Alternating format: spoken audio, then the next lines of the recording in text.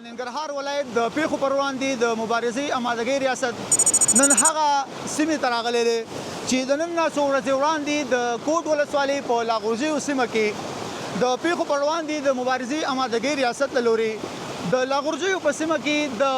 خوړ د مسیر د پاکوالي او د استحکام پروژه په بشپړ ډول تکمیل شوه.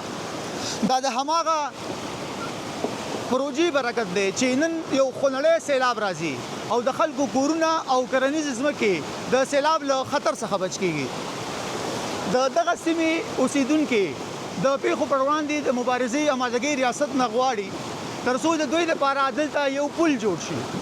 ولې چې دغه سیلاب په صحنه په صحنه او ورځ تر ورځې دغه سیلاب خپل ویرانې کوي او دغه خلکو لپاره